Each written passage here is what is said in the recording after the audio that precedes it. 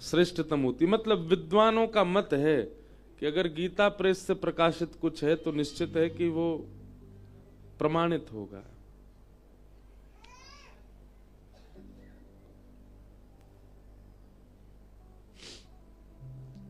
ऐसे गीता प्रेस के गीता भवन में हम लोग बैठे हैं, परम सौभाग्य है। गीता क्या है?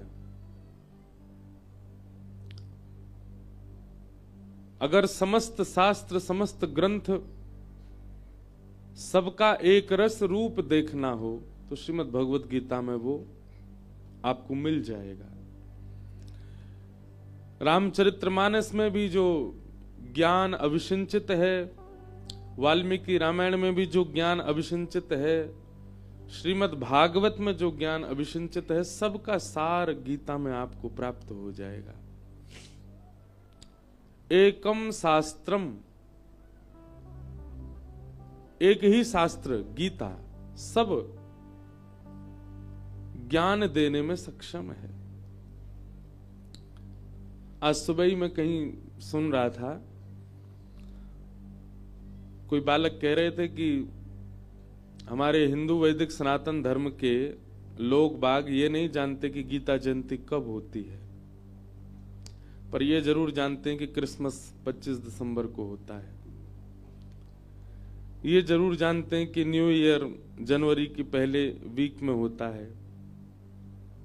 अंग्रेजी जो भी उत्सव है उनके बारे में हमको सब पता। अभी नया नया और शुरू हुआ हैलोवीन, उसमें लोग भूत प्रेत बनते हैं और फिर घूमते हैं। हमारे सनातन धर्म में तो ऐसा है कि गलत काम करोगे तो मृत्यु के बाद प्रेत बनना पड़ेगा। वेस्टर्न कल्चर में तो एक दिन प्रेत बन के ही देखते हैं लोग, बन के घूमते हैं, वो उनका उत्सव है। वो भारत में भी शुरू हो गया है, भारत में भी लोग उसको करने लग गए।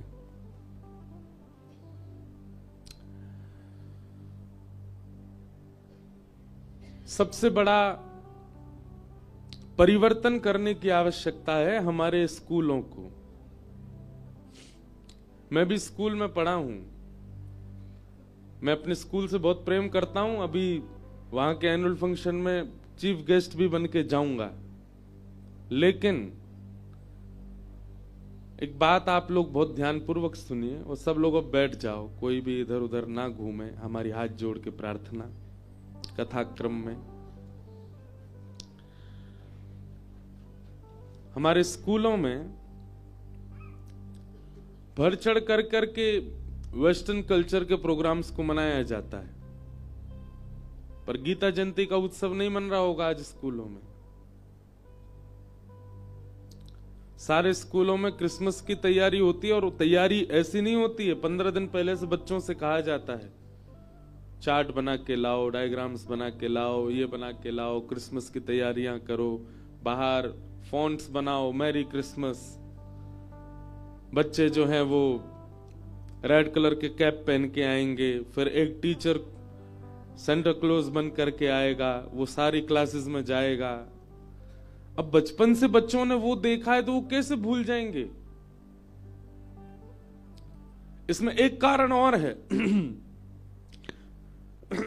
हम लोग अंग्रेजी कैलेंडर का पालन करते हैं। आप कभी हमारे बगल में एक देश है नेपाल, वहां गए हैं? नेपाल में जाइए, नेपाल में अंग्रेजी कैलेंडर नहीं पालन होता। वहां आप किसी व्यक्ति से पूछेंगे कि आज क्या है, तो वो तिथि बताएगा। आज ये तिथि है, आज ये मास चल रहा है। आप किसी से पूछेंगे तुम्हारा जन्मदिन कब आता है, वो आपको ये नहीं बोलेगा कि 11 जनवरी को आता है या आदि, वो अपने तिथि के अनुसार बनाएगा। श्रावण कृष्ण नवमी ऐसे बोलेंगे नेपाल के लोग। नेपाल में जाके आप गाड़ियों के प्लेट नंबर भी पढ़ोगे तो हिंदी में ही संख्या लिखी होती है वहां पर। हम लोग किस बात की आजादी मानते हैं अपनी, कि हम आजाद हो गए? हम आज तक तो वही सब पालन कर रहे हैं जो अंग्रेज देके गए। अब गीता जयंती हर दिन हर वर्ष बदलती है। क्यों? क्योंकि वो दिन के आधार पर नहीं, तिथि के आधार पर है। अब तिथि जानते होंगे तो बच्चों को पता होगा ना। लेकिन हमारी प्रार्थना है माता पिता तो आजकल भोले हो गए बेचारे, वो तो नहीं बदलाव कर सकते बच्चों में, पर बहुत बड़ा प्रभाव पड़ता। हमने अनुभव किया है स्कूल में होने वाली एक्टिविटीज का बच्चों पर। अभी एक जलंधर नहीं, लुधियाना का एक स्कूल था, उस स्कूल के सारे बच्चों को टूर पर लेके आए वृंदावन, और वृंदावन लेकर के आए, पूरे रास्ता कथा सुनाते लाए, कीर्तन सुनाते लाए, वृंदावन में ला करके संतों के दर्शन कराए, हमारे पास भी लेके आए बच्चों को। देख करके अच्छा लगा। ऐसे परिवर्तन जब स्कूल्स में होते हैं ना, तब मैंने ये अनुभव किया कि माता पिता का शिक्षा देना, माता पिता का पढ़ाई कराना, माता पिता का रोकना टोकना या व्यवस्थाएं संभलवाना, उसका प्रभाव जितना बच्चे पर पड़ता है उससे कई गुना ज्यादा स्कूल में जो एक्टिविटीज होती हैं उसका पड़ता है। विदेशों में आप जाके अनुभव करो, वहां पर जो एनआरआईज बसे हुए हैं वो अपने बच्चों को खूब प्रयास करते हैं कि ये हिंदी बोलें। वो बचपन से हिंदी सुनते आए हैं, घर में सब हिंदी की सब चर्चा होगी, कथाएं सुनेंगे, मंदिर जाएंगे, सब क्रिया होती। विदेशों में इसलिए ज्यादा आध्यात्म को लोग मानते हैं क्योंकि वहां पर अभाव है ना। भारत में तो आपको हर 10 कदम पे एक मंदिर मिल जाएगा, भारत में तो हर दूसरी गली में कथा होती मिल जाती है। विदेशों में अभाव है, इसलिए विदेश में रह रहे बसे हुए लोग, उनको पता चले कि कोई कथा होने वाली है तो वो लोग आते हैं। क्यों? बहुत कम होती है वहां पर, मंदिर बहुत कम है, इसीलिए वहां अभाव के कारण लोग बाग धर्म का पालन करते हैं। पर फिर भी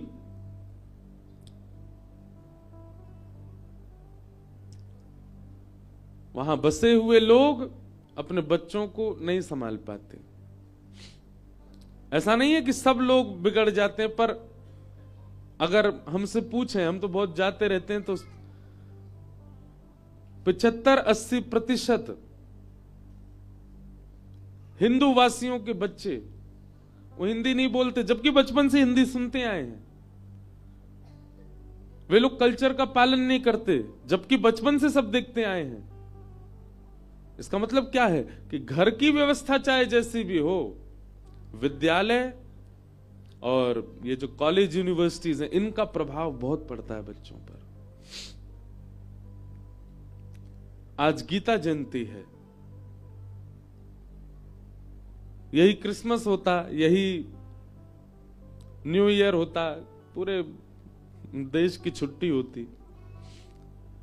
एयरपोर्ट अभी से सजने शुरू हो गए होंगे, देखना जाकर के आप, दिल्ली का, बंबई का, कलकत्ता का बड़े बड़े एयरपोर्ट, वहां पर बाहर अभी से ही गुलाबी गुलाबी तैयारियां हो गई होंगी, मैरी क्रिसमस लिखा होगा, जबकि अभी बहुत दिन है।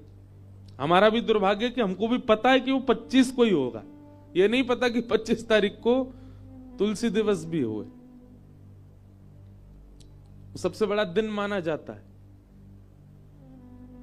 हम लोग फिर 15 अगस्त को झंडा फहरा के इंडिपेंडेंस डे मनाते हैं कि हम लोग स्वतंत्र हैं। बुरा नहीं मानिएगा, हम धोती ही पहनते हैं, हम कुर्ता ही पहनते हैं, हम बगलबंदी ही पहनते हैं, हम खेलने जाएं, डोलने जाएं, विदेश जाएं, अपने देश में रहें, ऐसे ही रहते हैं। असली स्वतंत्र तो हम हैं कि हमने अपने कल्चर के वेशभूषा अभी तक नहीं छोड़ी, अभी भी उसका पालन कर रहे हैं। भले ही ऊपर कोट पहन लेते हैं, भले ही ऊपर स्टॉल डाल लेते हैं, भले ही वेस्टर्न कल्चर की कुछ चीजें पहन लें, पर भीतर तो धोती ही है। ये धोती हमारी राष्ट्रीय वेशभूषा है, भारत की वेशभूषा है। दुर्भाग्य से आजकल के भारतीय लोग धोती वाले को देख करके भी हंस जाते हैं, ये क्या पहन रखा है। हम बाइक चलाते हैं, वो भी धोती पहन के चलाते हैं, क्रिकेट खेलने जाते हैं, धोती पहन के ही खेलते हैं। हमारी व्यवस्था पूरी परिवर्तित कर दी गई और हम गौरव से कहते हैं कि हम स्वतंत्र हैं। हमारे 2 नेत्र हैं, रामचरितमानस और गीता। आज गीता की अद्भुत प्रादुर्भाव दिवस है। आज लोगों को नहीं पता उसके बारे में।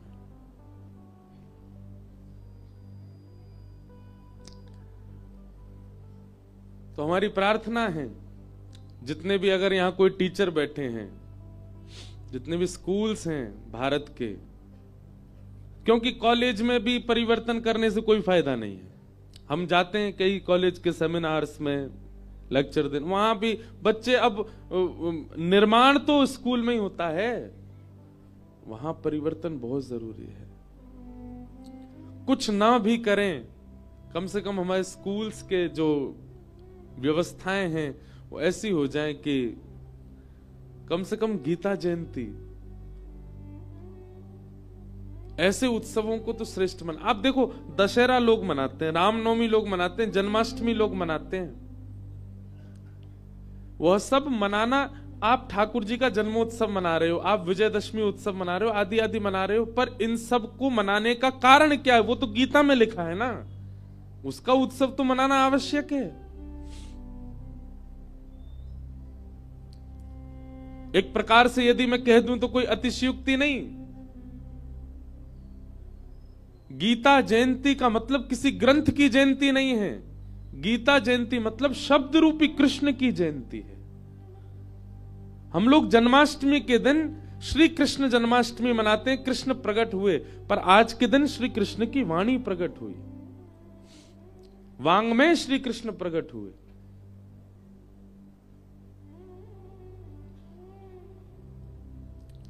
इसलिए हमारी प्रार्थना है वो दिन अद्भुत लगे जिस दिन भारत के एयरपोर्ट, भारत के रेलवे स्टेशन, भारत के मॉल्स, अभी मॉल में चले जाओ शॉपिंग, जहां से कपड़े पहन पहन के आप बैठे हो, जहां से वो भी सज रहे होंगे क्रिसमस के, वहां सेंटा क्लूज दौड़ रहे होंगे वहां पे सेल चल रही होगी 50% ऑफ। आदमी का कैसे भी करके रुझान क्रिसमस पे बनेगा ही बनेगा। यही चीज गीता जयंती पे करो, उस दिन सेल लगा दो कि आज भाई सेल होगी, क्यों? आज गीता जयंती है। अपने आप बनेगा ना क्रेज लोगों का कि भाई गीता जयंती कब। चलो, ना मानने वाले धर्म आध्यात्म को वो इसी प्रकार से गीता जी को जानेंगे। बहुत कुछ है व्यवस्थाओं को बदलने के लिए, पर हमारे यहां भारत में तो नारेबाजी पे विश्वास है सब लोगों का, अनशन पे विश्वास है, कैसे भी लाइमलाइट में आने चाहिए। बस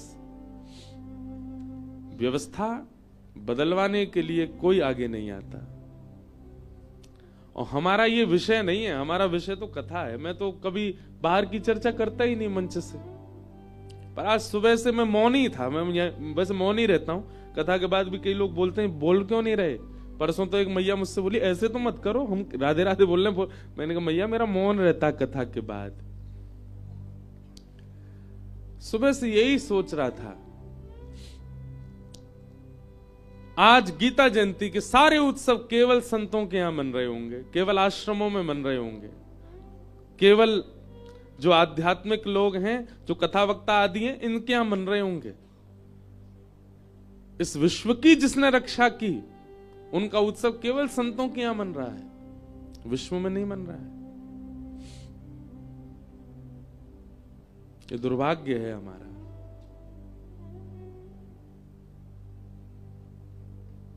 इसलिए हमारी प्रार्थना है, माता पिताओं से तो नहीं कह सकते, नहीं बदलेंगे माता पिता, वो बेचारी अपनी तरफ से बहुत कर रहे हैं कोशिश।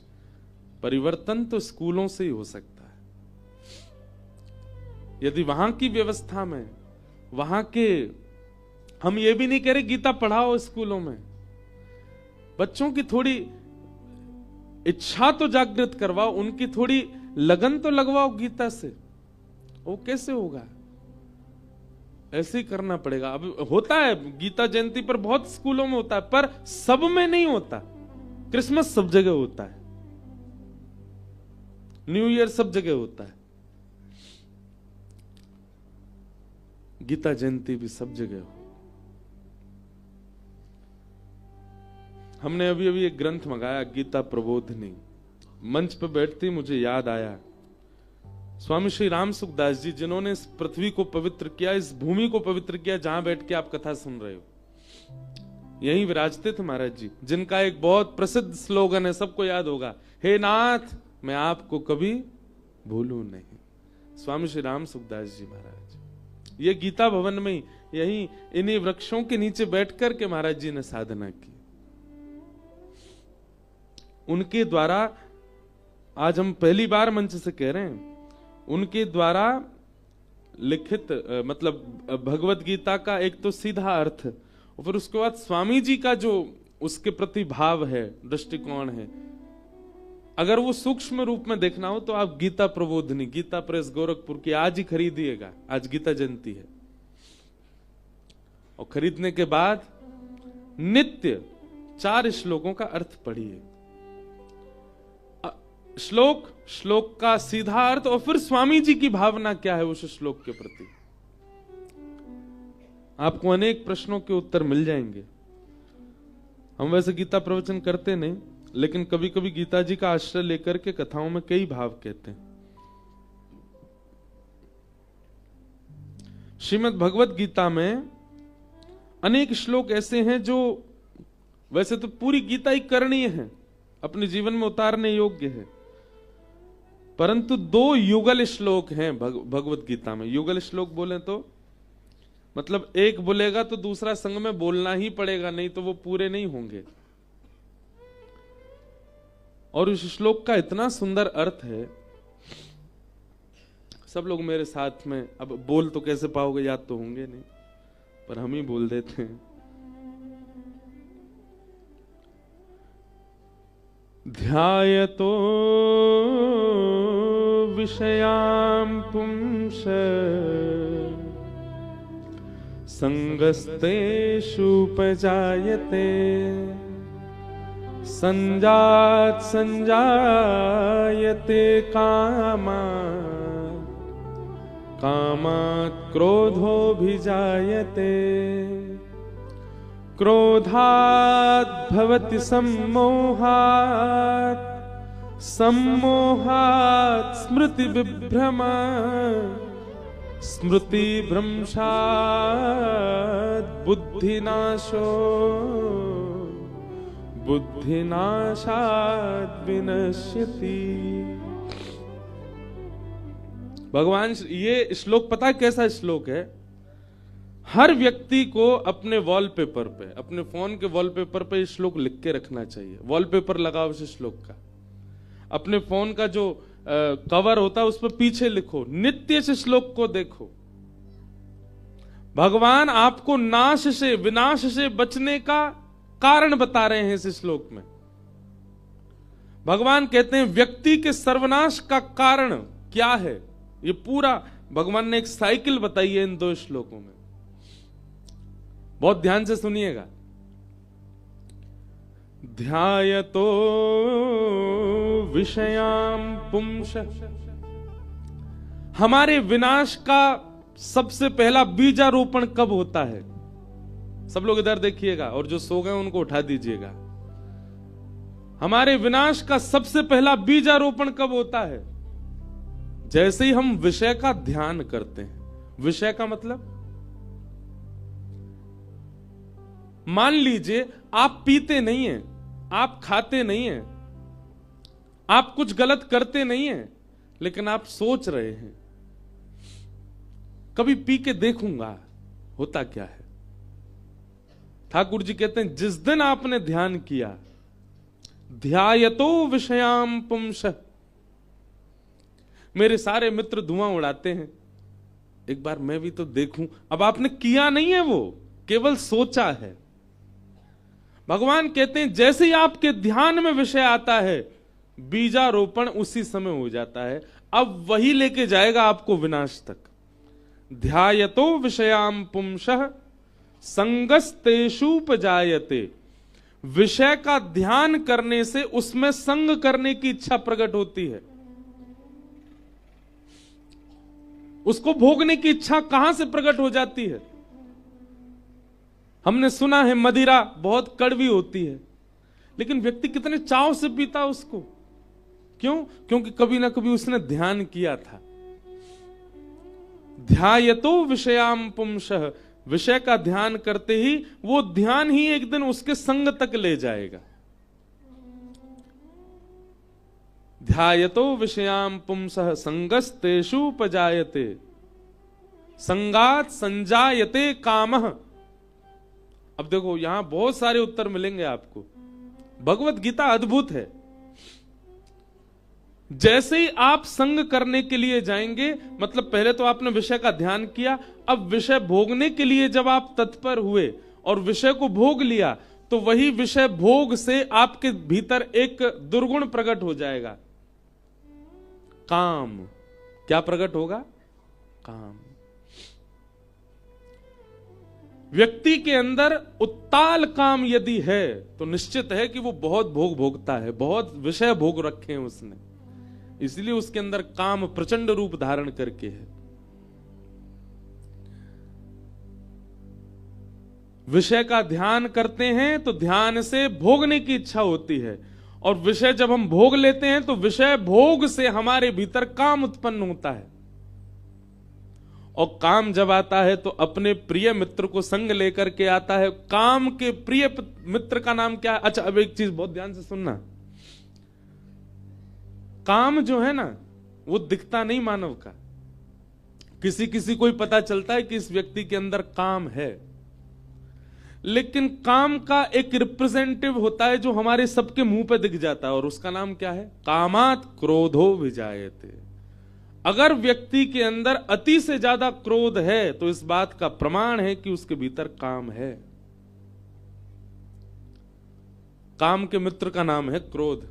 काम जहां जाता है वहां क्रोध को, काम स्वयं तो छुपा रहता है, आपको ऐसा देखने में लगे ओहो ये तो बड़ा साधु पुरुष है, बड़ा सीधा व्यक्ति है, ये तो बड़ा सरल व्यक्ति है, बड़ा शांत व्यक्ति है, लेकिन काम उसके भीतर विद्यमान है। वो कैसे पता चलेगा? उसके क्रोध से। जब क्रोध आता है तो प्रचंड रूप धारण कर लेता है, तो निश्चित है कि आप अपने क्रोध से यह भी बता रहे हैं कि आपके चित्त में काम भी है। कामात क्रोधो विजायते। और क्रोधात भवति सम्मोह। क्रोध से क्या आता है? सम्मोह। एक तो होता है मोह और एक होता है सम्मोह। सम्मोह मतलब प्रकष्ट मोह, भयंकर मोह। आज हम कथा के प्रारंभ में ही नीम खिला रहे हैं आपको। बहुत 4 दिन आते रसगुल्ला ही खा रहे, आज हम नीम खिला रहे। रसगुल्ला अच्छा तो होता है, पर बहुत खाओगे तो शुगर हो जाएगी, और शुगर अगर हो गई ना तो फिर जरा सा घाव भी भरने में बहुत समय लगेगा। इसलिए आज कड़वी नीम खाओ। भगवान श्री कृष्ण ने भी नीम खिलाई अर्जुन को। क्रोधात भवति सम्मोह। क्रोध से क्या होता है? मोह उत्पन्न हो जाता है। सम्मोह अत्यंत प्रकष्ट मोह हो जाता है। और मोह से क्या होता है? क्रोधात भवति सम्मोह, सम्मोहात स्मृति विभ्रम। सम्मोह से क्या होता है? बहुत ध्यान से सुनिएगा। आप यहां कथा सुन रहे हैं, कथा में बहुत सारी बातें ऐसी बताई गई जो आपके जीवन के उपयोगी हैं, पर जीवन में आपके ऐसी घटना घटी, उस घटना में आज कथा में दिया गया उत्तर ही काम आने वाला था, पर आपको उस समय वो याद क्यों नहीं आया? क्योंकि आपके भीतर सम्मोह है। बहुत ध्यानपूर्वक सुनिएगा।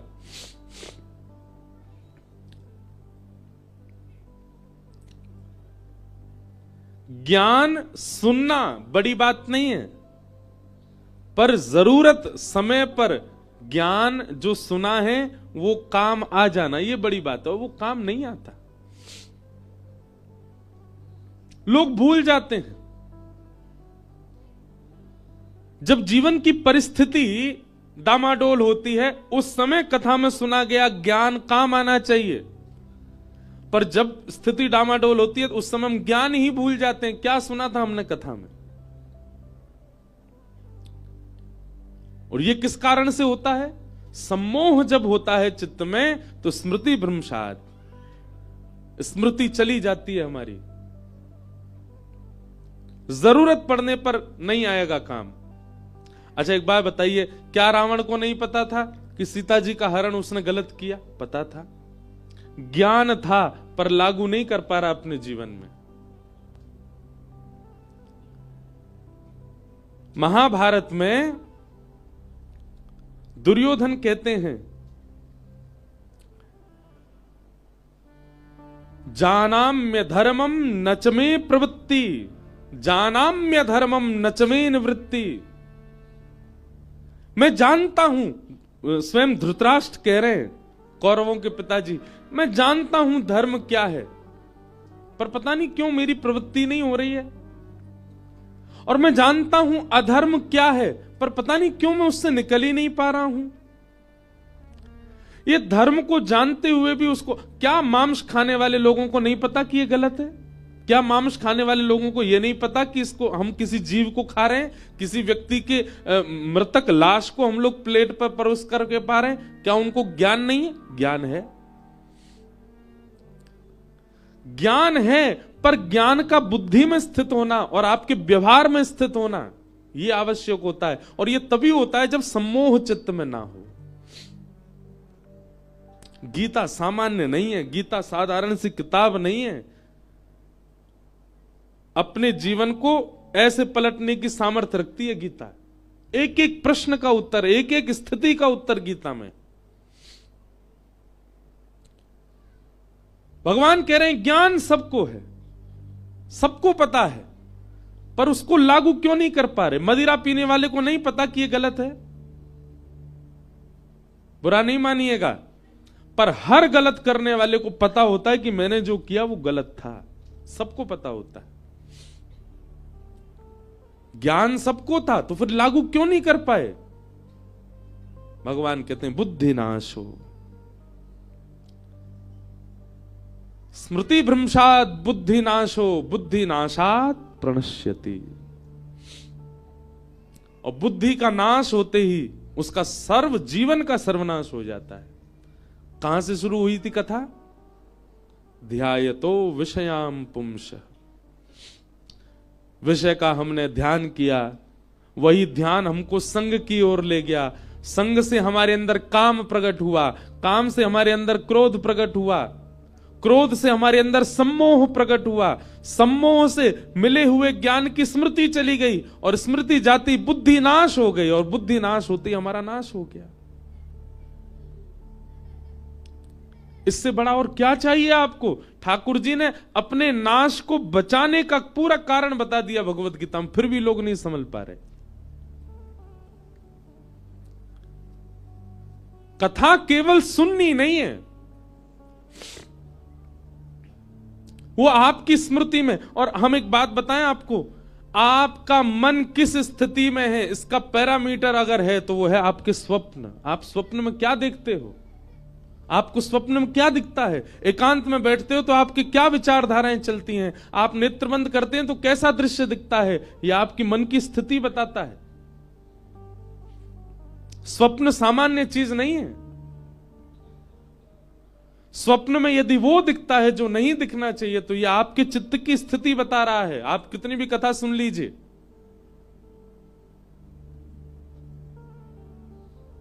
अधिकतर लोगों को कहते सुना गया स्वप्न में भूत ही दिखते हैं, स्वप्न में सांप ही दिख रहे हैं, स्वप्न में प्रेत ही दिख रहे हैं, स्वप्न में शादियां दिख रही हैं, स्वप्न में मरे हुए लोग दिख रहे हैं।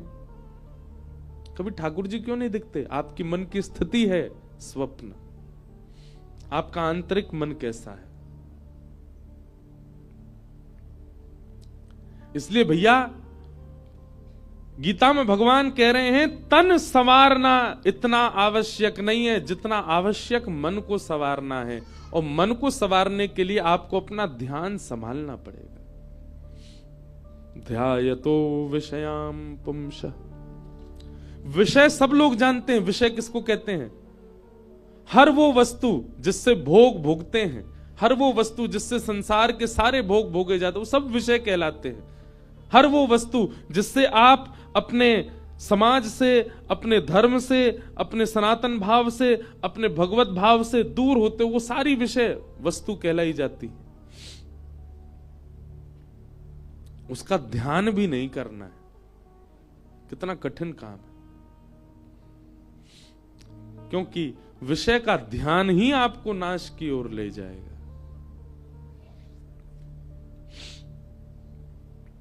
और यदि आपके अंदर क्रोध बढ़ रहा है, क्रोध की मात्रा बहुत ज्यादा हो गई है, किसी के जरा से दो शब्द कहने पर मचल जाते हो, बिखर जाते हो, उछल जाते हो, तो आप यही समझ ली ना, ये जो साइकिल ठाकुर जी बता रहे, इसी में बीच में ही हो आप। एक स्वरूप बन जाता है। कथा करते करते, मैं अपना अनुभव बता रहा हूं, मैं कोई प्रशंसा के रूप में नहीं, पर कथा करते करते एक अनुभव हो गया है। अब कोई बात विवाद कुछ होता है ना, कभी परिवार में या कोई रिश्तेदार में या कोई मित्रों के बीच में, तो शांत रहने का मन होता है, ना बोलने की इच्छा होती है। पहले ऐसा होता था, कहीं पैसे ज्यादा खर्च हो गए, कहीं नुकसान हो गया, तो रात में चिंता हो जाना, परेशान हो जाना, अब क्या करेंगे, अब कैसे करेंगे, ये तो बहुत गड़बड़ हो गया, ऐसा तो सोचा ही नहीं था। अब ऐसी स्थिति हो गई, कहीं कुछ अगर कोई एक भाग जीवन का कुछ गड़बड़ाता है तो मन में एक स्थिरता आ जाती है, कोई बात नहीं, ठीक है। और मुझे लगता है कि यही कथा कहने का एक लाभ मिल रहा है कि जीवन धीरे धीरे अपने आप सम होता जा रहा है, स्थिति स्थिर होती जा रही है। आपके व्यवहार में, स्वभाव में, बुद्धि में, विचार में कथा का परिणाम दिखना चाहिए। केवल कथा सुनने आ जाते हैं उससे काम नहीं चलेगा। आपका व्यवहार, विचार, स्थिति को कैसे संभालते हैं आप, उसमें पता चलता है कि कथा लग रही है कि नहीं जीवन को।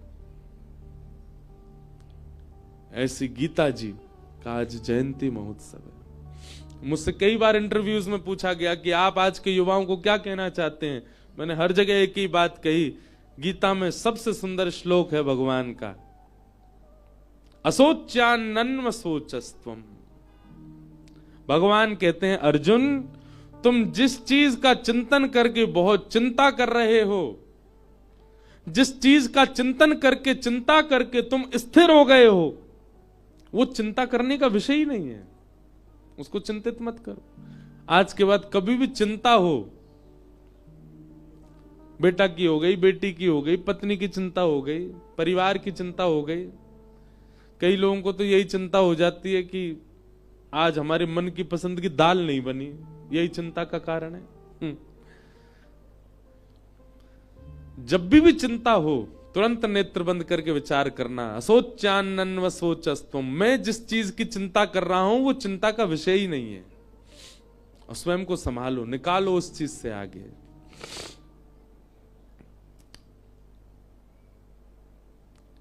ऐसे गीता अद्भुत, उसके जयंती महोत्सव पर आप सब लोगों को खूब खूब शुभकामनाएं।